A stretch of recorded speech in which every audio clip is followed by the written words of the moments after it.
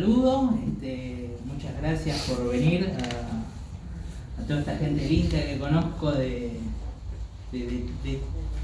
todos lados. Tengo acá a mi querido hermano, a mi hermana, a un montón de compañeros y compañeras del Tribunal de Casación, inclusive gente de Tai Chi, de Kung Fu, que parece que son mundos totalmente distintos, y están confluyendo aquí, porque es un tema que me parece que es muy interesante y que nos atañe, donde hay mucho desconocimiento y es necesario quizás poner conceptos en claro y hablar, ¿sí? Desde ya quiero agradecer a Cristian por el espacio, y a todos ustedes por esta concurrencia. Sin ustedes esto no sería posible.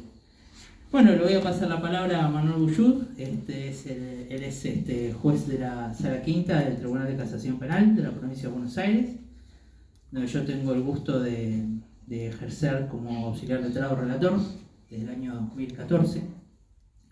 Para que pueda decir unas palabras y podamos comenzar con la presentación del libro. Gracias. En primer lugar, gracias por la invitación. Vinimos a escuchar al autor igual, así que lo mío va a ser solamente una bienvenida. A Emanuel lo conozco desde hace casi un año, cuando empecé en el Tribunal de Casación, como a la mayoría de los que participan del equipo de la sala, muchos de los cuales están acá. Y al poco tiempo de que nos conocimos, Emanuel me regaló que no es este es el de Agustín. El mío, mudanza de por medio, como es pequeño, va a aparecer. De la sala. Pero está en las cajas que quedan todavía para desembalar.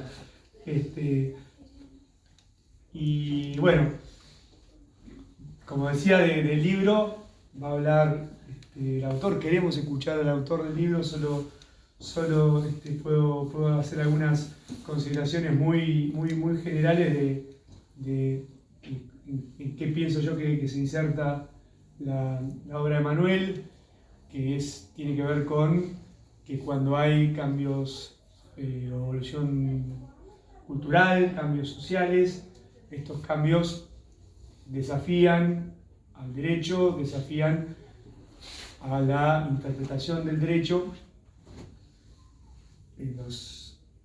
Los hechos, como los que analiza en este libro Emanuel, son acontecimientos históricos que, justamente por ser acontecimientos históricos, son únicos e irrepetibles, y la ley es abstracta y general. Las modificaciones legales que analiza Emanuel en la obra son modificaciones que, como todas las leyes en general y las leyes penales en particular, son descripciones que acuden al lenguaje natural o el lenguaje técnico. Hay discusiones sobre eso, pero son descripciones que hay que después analizar en relación a los casos concretos. Ese análisis de los casos concretos se hace a partir de la interpretación, ¿sí? Lo que hace Emanuel en este libro es un poco construir, con el caso concreto un puente que sirva para analizar la problemática que presenta el caso. Esto que hace Emanuel es lo que hacemos nosotros en nuestra tradición jurídica hace más de 2000 años, ¿sí? Que viene de Roma de hace más de 2000 años. Es decir, la teoría del delito en particular funciona como un puente entre los hechos y la ley abstracta. La dogmática penal en general tiene esta función, y la interpretación dogmática del derecho en general en todas las ramas, y también, no solo en materia penal, porque acá también se hacen consideraciones que tienen que ver con la materia constitucional, ¿sí? Y esto, como decía, viene de hace más de 2000 años y tiene que ver con la tradición jurídica románica, algunos llaman románico-canónica, con toda la evolución que ha tenido en más de 2000 años y que es la que nosotros de algún modo recibimos a partir de la conquista española, ¿no?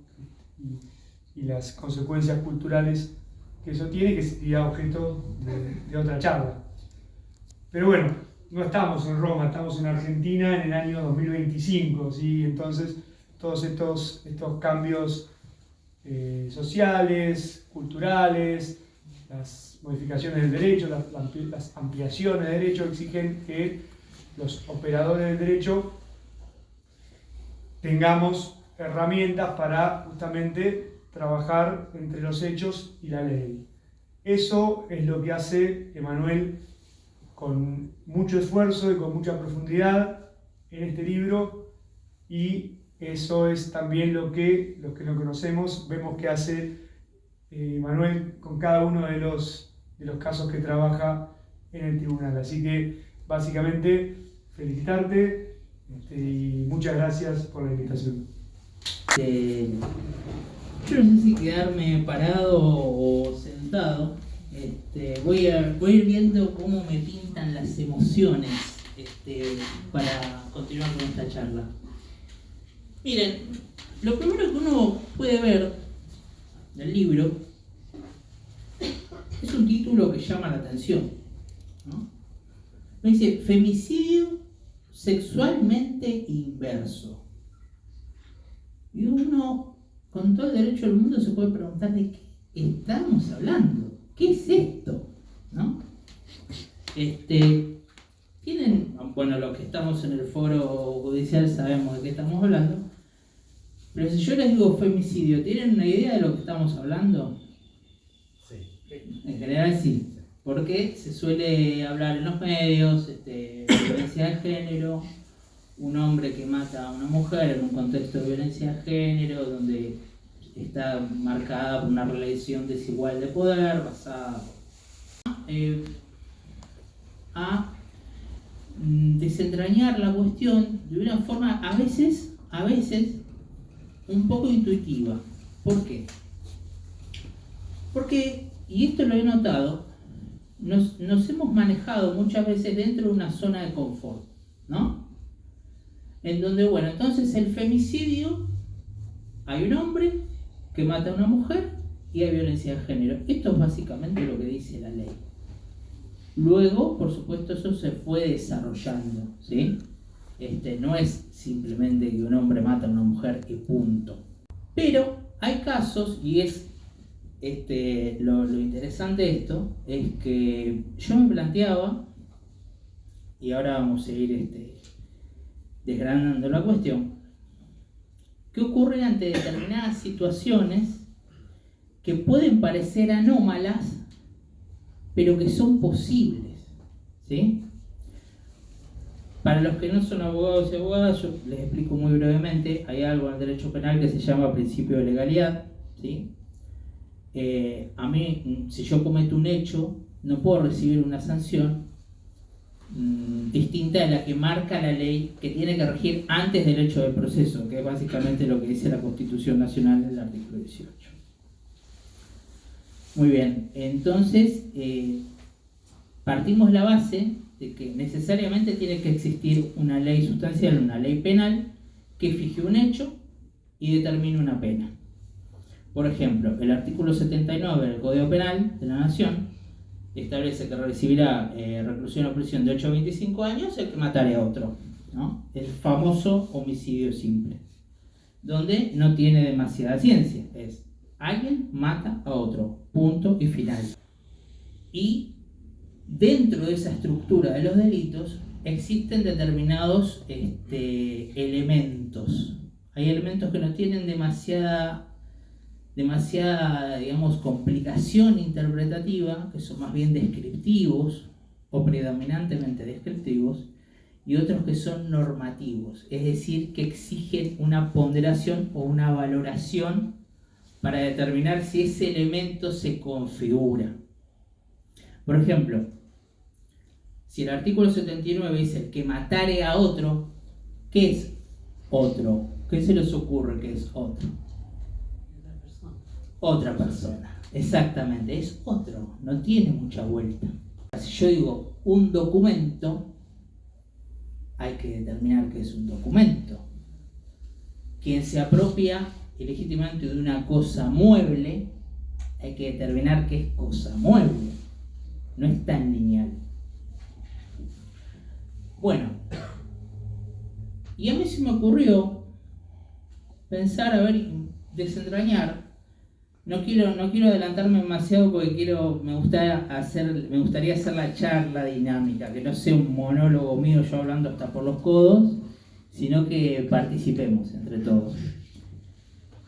Concretamente el femicidio como delito en la Argentina se estableció normativamente a partir de una ley en el mes de diciembre, ¿sí?, del año 2012.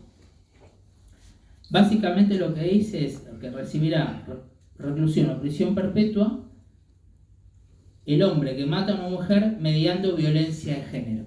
Una frase, prácticamente. No tiene mucha... No esperen, después hay un desarrollo, por supuesto, académico, hermenéutico y legal para determinar qué es violencia de género, que está determinado, por ejemplo, en la Convención Belén do Pará, está determinado en la Ley 26485 de Protección Integral de las Mujeres, etc.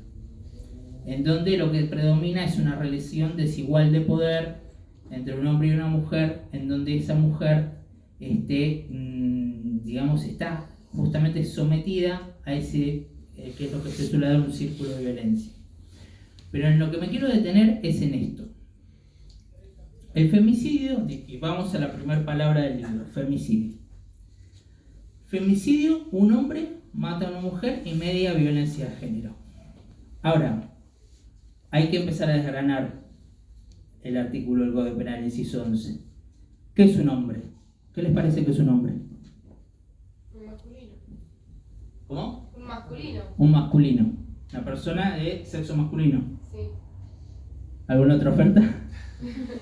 Ejerce la masculinidad o que aparenta o representa la masculinidad. Ahora con los estereotipos de género que han aparecido, que son más visibles, por así decirlo. Claro. O sea, hay una identificación como hombre. Claro. ¿No? Que O se sea, lo no puede todos identificar los masculinos se identifican como hombres. Claro. Pero ahí es un poco confuso también. A ver. Y porque hay varias ramas. Me encanta cómo está interviniendo la ciudadanía. No son abogados, ninguno de ellos. Por eso yo lo abrí también. Digo, vamos a hacerlo problemático. Todos se miran, nadie contesta. ¿Qué es una mujer? ¿Alguien se anima? Pero no sé. Uno lo puede interpretar desde el punto de vista biológico, desde el punto de vista social y de diferentes formas también. Ahí vamos llegando. Desde la genitalidad hasta cómo se percibe. O sea, Son dos puntos de vista distintos. ahí vamos llegando al punto. Claro, hay un problema. Y que es un poco lo que yo decía al principio, esto de la resolución intuitiva. Cuando uno piensa en un femicidio, lo primero que se imagina es un tipo X, musculoso o no, fajando a una mujer, dejándole el ojo así y matándola a trompadas, como lamentablemente he visto en muchos casos. O a cuchilladas, o tirándole alcohol, o lo que sea, lamentablemente ocurre, ¿sí? Es lo primero que uno piensa. Ahora, hay un problema, y no es menor, que es que existe una ley de identidad de género en Argentina desde el mes de mayo, bien digo, de 2012. Y acá es donde empezamos a desgranar la segunda parte del título, sexualmente. Miren, el día 17 de octubre de 2021 ocurrió en Santa Fe un hecho donde había una relación de pareja entre dos personas, él, Brandon C., reservo el apellido, ella, Sofía Noriega,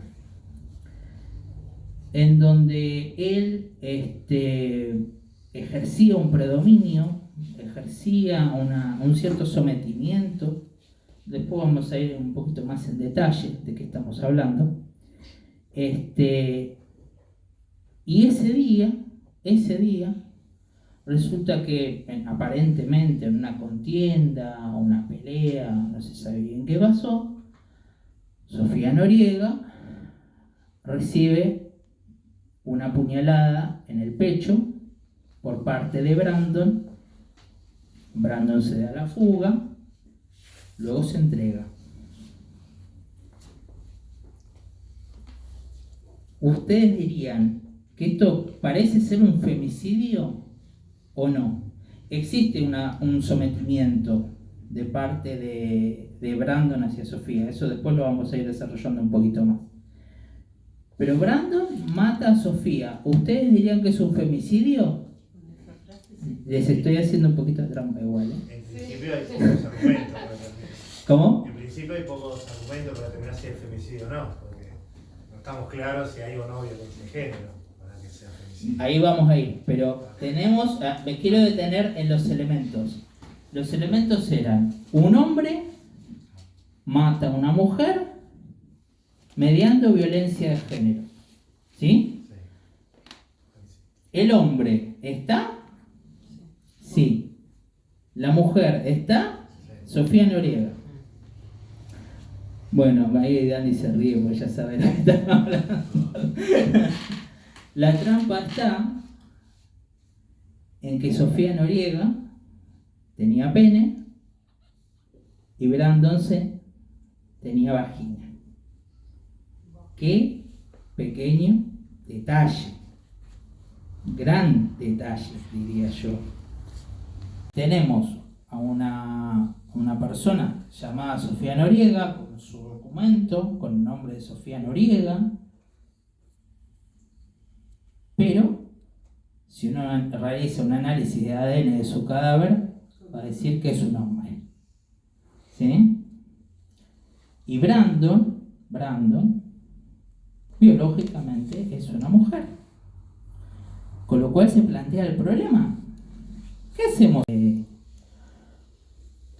Yo conocía ese caso, yo ya lo venía siguiendo porque me enteré. Un día me pregunté qué pasaría, porque yo ya conocía la ley de identidad de género, ahora vamos a ir un poquito sobre eso. ¿Qué pasaría si ocurre esto?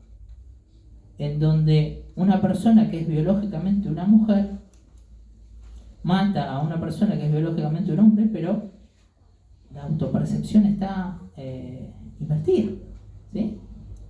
Para mi sorpresa, me encontré que existía un caso que se estaba investigando.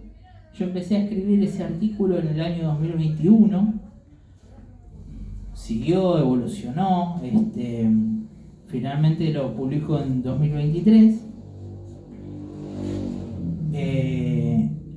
Pero claro, necesitaba la sentencia. Yo de todas maneras publiqué ese artículo y esperaba el fallo para de alguna manera cerrar este estudio, que creo que igualmente no está terminado, pero necesitaba el pronunciamiento judicial concreto para saber qué iba a hacer el tribunal rosarino con este caso tan problemático, ¿no? Porque, ¿qué hacemos acá? Bueno, publico ese artículo en la revista de la Universidad de Salamanca. Es una revista prestigiosa, es una revista que tiene revisión por pares. Los artículos, por ejemplo, no se envían con nombres, se envían en forma anónima. Se revisan a partir de gente que tiene doctorados, por ejemplo. No. Si se publica ahí, quiere decir que el artículo reúne los recaudos desde el punto de vista científico para que merezca ser publicado en una revista que es en definitiva de divulgación penal, en este caso en España. Es más, en ese artículo hice, digamos, un análisis de la cuestión de la Convención de Estambul, que es la equivalente a Hablando Pará en América Latina, ¿sí?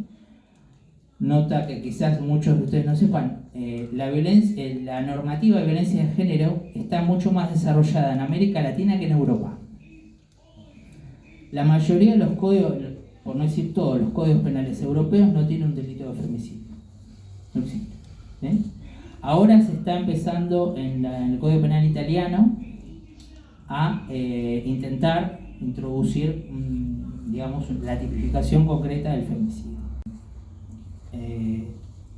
Resultó ser uno de los artículos más leídos en la revista, de los que más descargas y más lecturas tienen, o sea que fue realmente un éxito, lo cual me pone muy contento que un sanvicentino de el humilde querido barrio de La Laguna haya logrado eso, ¿no? Para mí fue muy importante. Después resulta que sale el fallo. Doy con el fallo y me pongo a leerlo, por supuesto. Y yo voy a ser muy honesto. Yo me conformaba con que haya alguna solución parecida, quizás, a lo que yo decía en ese artículo. Es más, mi anhelo era, a ver, lo habrán visto, se habrá buscado. ¿Qué habrá pasado? ¿Tuvo alguna repercusión? Bueno, resulta que hay párrafos enteros del fallo Noriega que son básicamente mi artículo. Básicamente, o sea, prácticamente textuales, con el detalle que no se citó al autor. Pero bueno, no fue lo... Eso, si yo estuviera a las dos juezas y a la jueza acá, le diría, miren, le quita solidez a su sentencia, porque si usted... Está bien, Mora, ¿quién es Mora? ¿Quién lo conoce? No es Zaffaroni, no es Roxini, eso está clarísimo, pero a ver, si está publicado en la revista de la Universidad de Salamanca, eso a usted le da validación científica, porque es como si usted fuera médico y le publican en una revista muy importante de divulgación médica, le da una autoridad a su solución, porque si no parece que se lo saca de la galera. Bueno. Pero bueno, la cuestión es que di con el fallo. Me puse a analizar el fallo, me encontré con este detalle de que efectivamente se resaltaban muchas partes del artículo, y a su vez se genera, digamos, pude entrar en más detalle en qué era esto del caso Noriega, ¿no? El caso de Sofía Noriega. Les voy a proponer que si lo leen, sobre todo para quienes están en el Poder Judicial o en la abogacía, cuando lean las citas que hago del veredicto, hagan el esfuerzo mental de olvidarse, sáquenselo de la mente, que Brandon es biológicamente una mujer y que Sofía es biológicamente un hombre. Olvídense, hagan así, tápense los ojos, digan, bueno, no. Brandon es biológicamente un hombre y Sofía es biológicamente una mujer. Y se van a encontrar con que no hay grandes diferencias de lo que ocurre entre personas cis en cuanto a la relación y a la sumisión y al sometimiento a partir de una relación desigual de poder. No van a haber grandes diferencias. Se van a encontrar con que Sofía más de una vez la veían con un moretón, que la veían con un golpe en la pierna, que inclusive en una oportunidad cuenta una testigo que le clavó una tijera en la pierna, no quería que viera a la familia, no quería que saliera, estaba completamente cooptada por Brandon, ¿sí? Estaba sometida al poder de Brandon. Una de las tácticas que tenía Brandon para mantener a Sofía aprisionada en esa relación era que, y le va a llamar la atención probablemente, Sofía quería tener familia y Brandon solía decirle que estaba embarazado. Con el detalle que, bueno, era el hombre, pero biológicamente era una mujer. Entonces, claro, llama la atención, ¿cómo embarazado? No, bueno, ahí está el detalle. Era una de las técnicas que tenía, una de las formas, ¿no?, de los métodos por los cuales tenía entrampado a Sofía Noriega. Entonces, esta es la primera aclaración que yo les haría. Hagan el esfuerzo de leer y de olvidarse del detalle de lo sexual. ¿Cómo estoy de tiempo? Pues estoy hablando esto por los codos. Bueno, vamos a tratar de darle... ¿Cómo estoy de tiempo? ¿Bien? Sí, Bueno, vamos a los problemas, digamos, a ir rápidamente pasando los temas importantes del libro para que ustedes por lo menos tengan una idea. Es qué ocurre con la cuestión del género y el sexo, porque es lo primero que se nos plantea. ¿Cómo determinamos que un hombre es un hombre y una mujer es una mujer? En este caso, ¿qué les parece a ustedes? Hace un paneo rápido, ¿no? ¿Quién se anima? ¿Brandon es un hombre? ¿O es una mujer? Yo lo consideraría hombre. Para mí Bueno, sí. El mío. No hay bien. ¿Nadie más? ¿Nadie va a dar oferta? No hay más ofertas. Bueno, no hay problema. Claro, ocurre este problema que desde el punto de vista orgánico, desde el punto de vista médico, biológico, Brandon es una mujer. De eso no hay duda. Y Sofía es un hombre. Ahora, ¿en qué nos basamos? En el sexo. ¿Y cómo podemos afirmar argumentalmente que Brandon es un hombre? Anteponiendo al sexo el género, como construcción cultural, como realidad histórica que se ha impuesto por diversas razones. Si yo el lunes vengo y les digo, llámenme Manuela Mora y soy una mujer, ¿ustedes me creerían? No me creerían.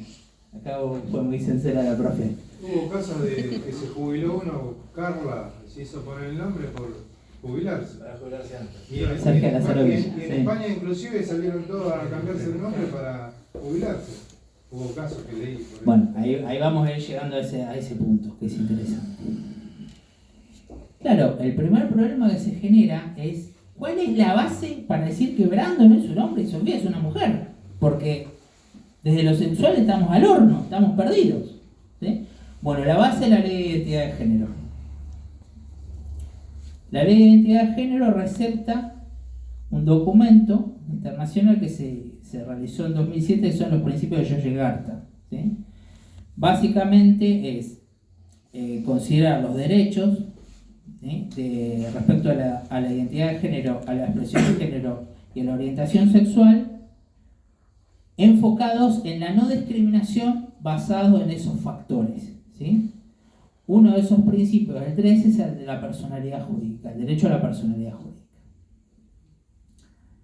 Ahora, con un detalle, que es que estos derechos ya están, y hay mucha gente que quizás no lo sabían, existe desde el año 2017 una opinión consultiva de la Corte Interamericana de Derechos Humanos, solicitada por Costa Rica, la opinión consultiva 24/17, que en el parágrafo 78 especifica concretamente que la identidad sexual, la orientación sexual y ¿qué dije la identidad? No, la identidad de género, perdón, ya me olvidé yo solo.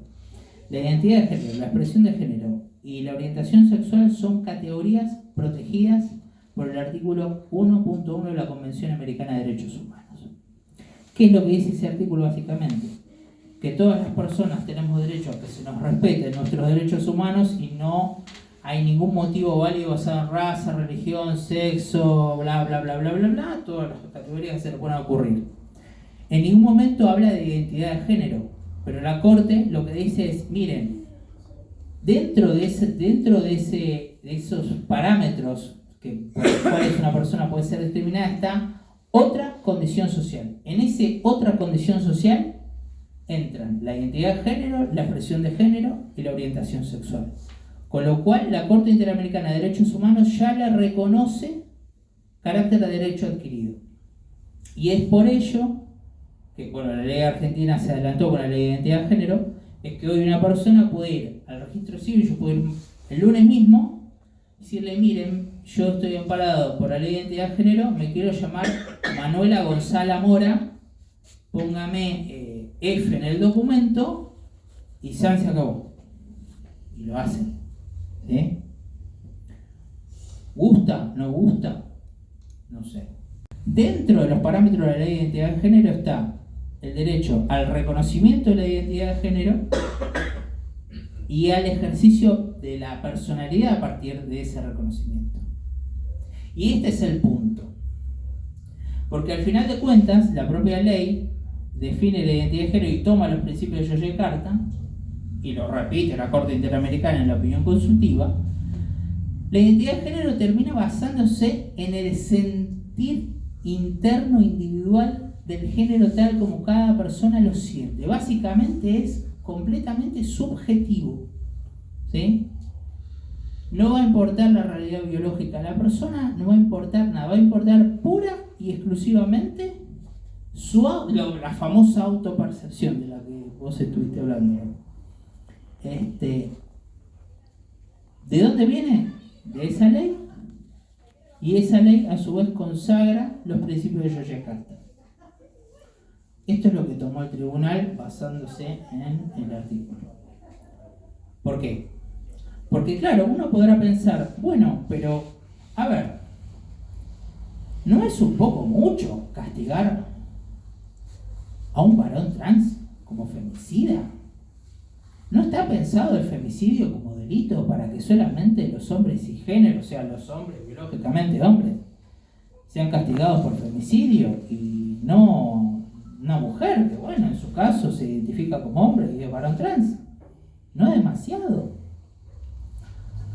Miren, hay un problema, hay una razón inclusive de cronología legislativa, porque resulta, y este problema lo va a tener también la legislación española cuando incorpore en algún momento el femicidio en el Código Penal, la ley de identidad de género es preexistente a la reforma del 80-11, es decir, a la incorporación del femicidio como delito en la Argentina.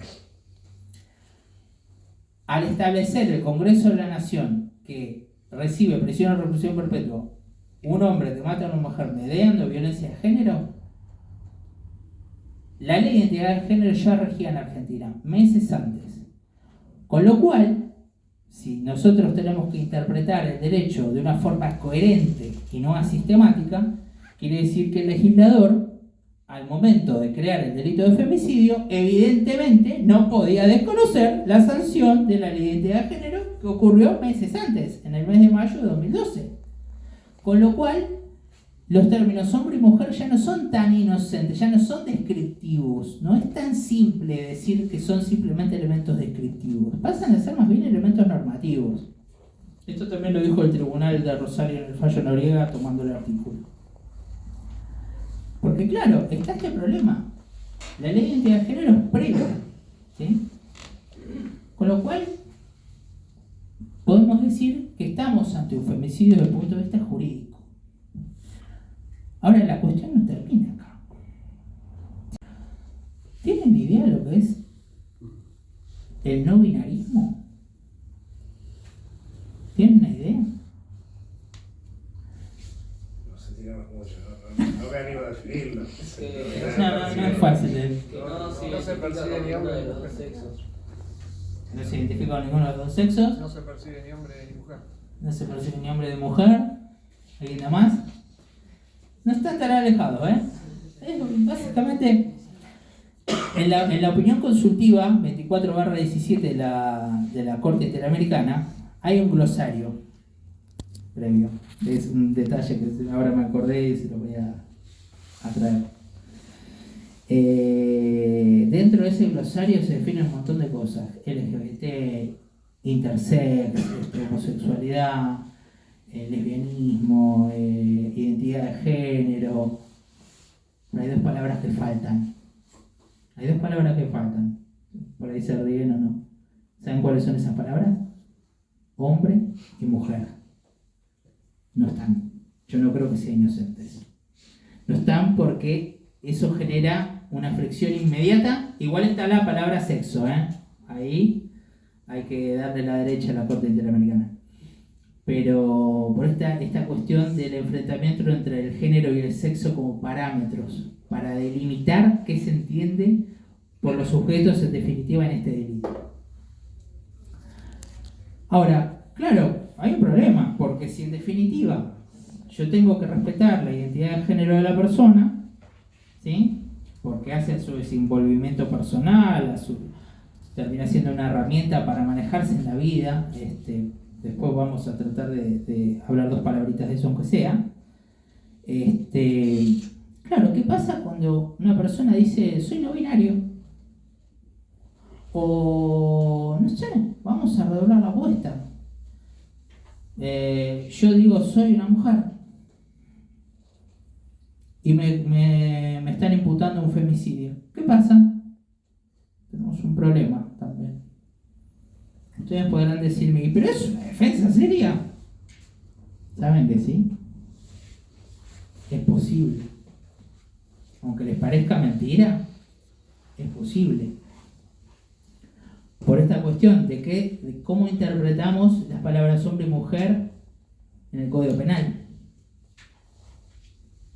¿Saben cuántas veces aparece la palabra hombre en el Código Penal? 2 veces.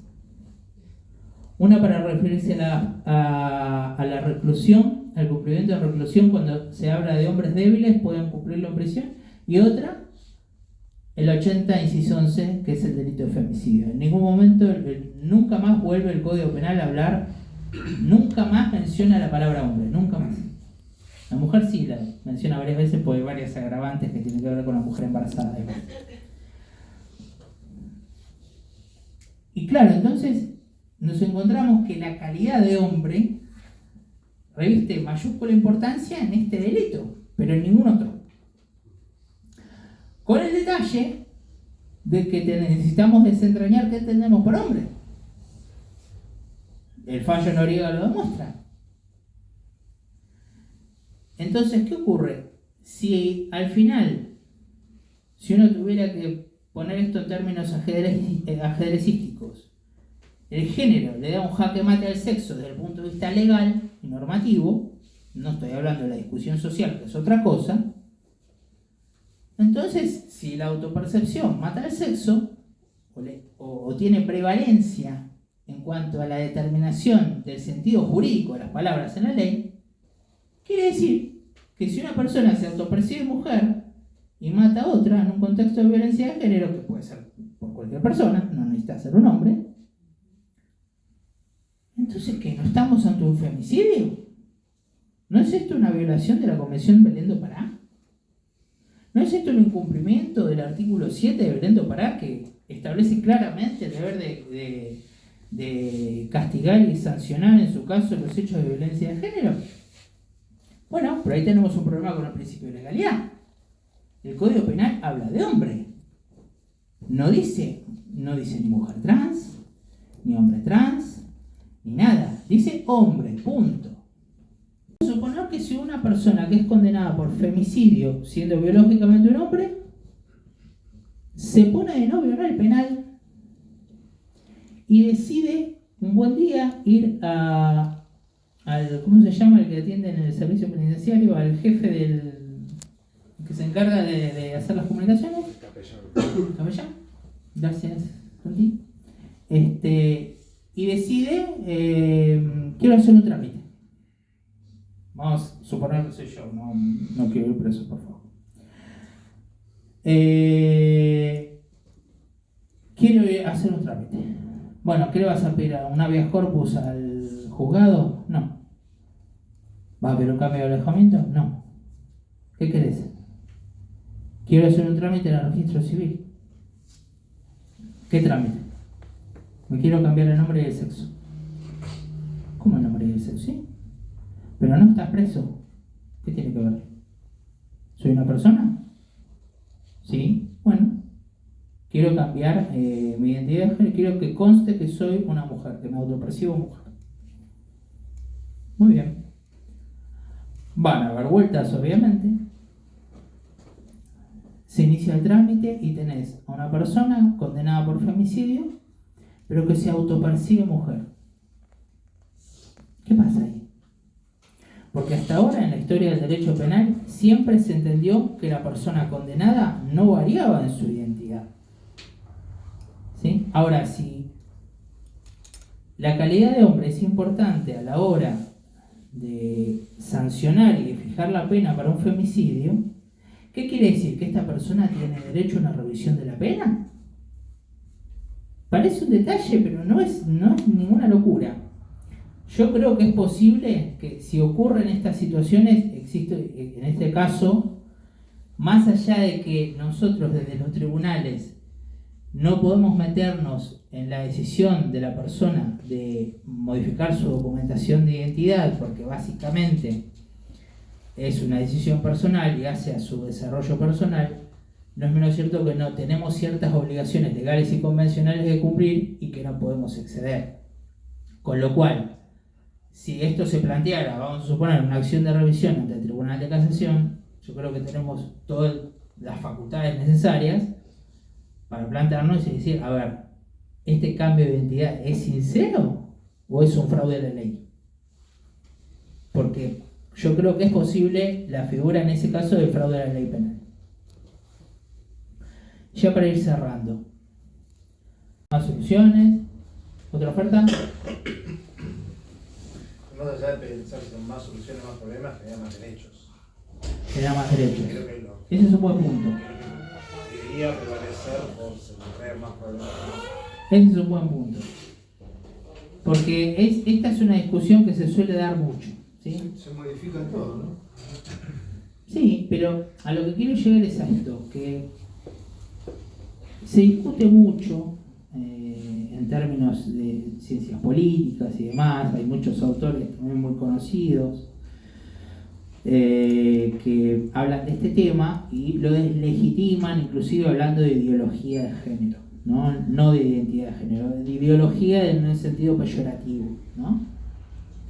Ahora, y yo, claro, yo he leído a esos autores, pero porque me gusta leer todo y formar mi propio sentido crítico.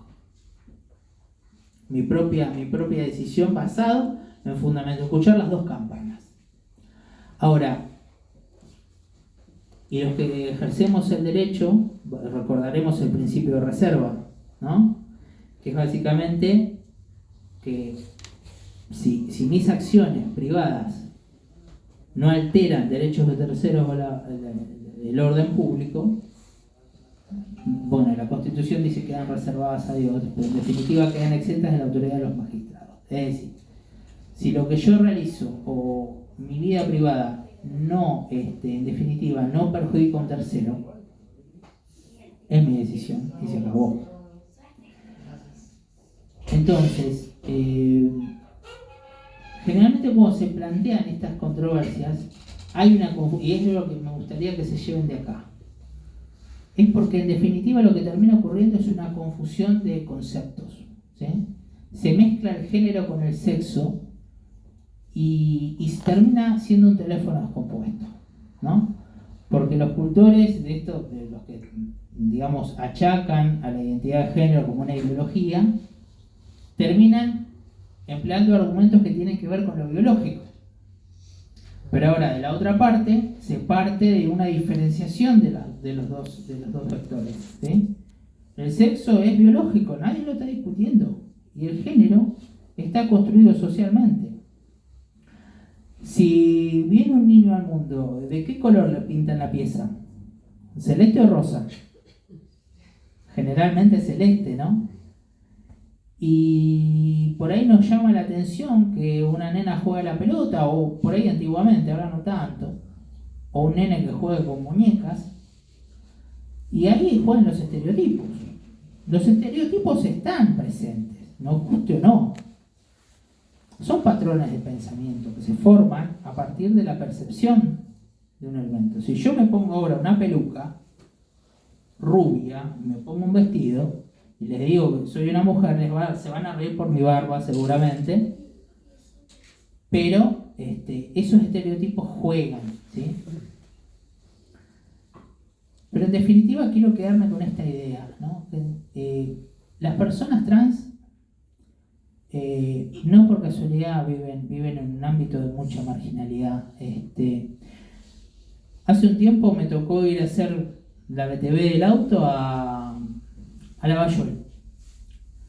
Y me encontré con un detalle, que era que la chica que me estaba atendiendo, me estaba cobrando, era trans. Me di cuenta. Y dije, qué bien. Y yo, pero hice el autoanálisis. Dije, a ver, ¿por qué me llama la atención esto? No debería llamarme la atención. Fíjense cómo calan hondo los patrones de pensamiento y los estereotipos.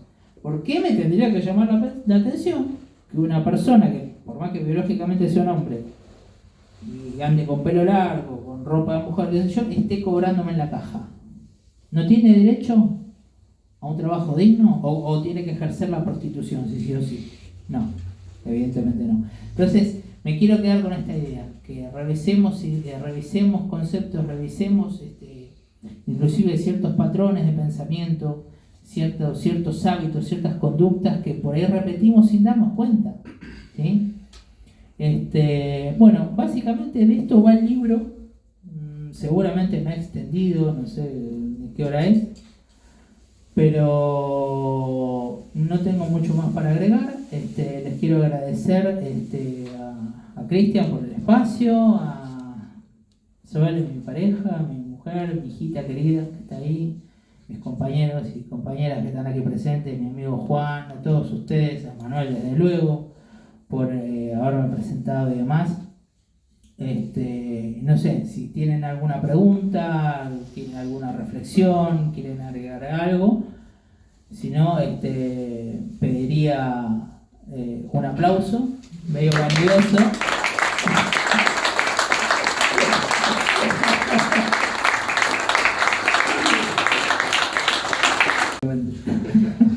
Me parece que van a hacer la verdad. Manuel, ¿querés decir unas palabras? No, está bien. ¿No? ¿Nadie quiere agregar nada? Bueno. A leer el libro. A leer el libro, por favor. Sí, eso quiero agregar, por favor. Eso quiero agregar.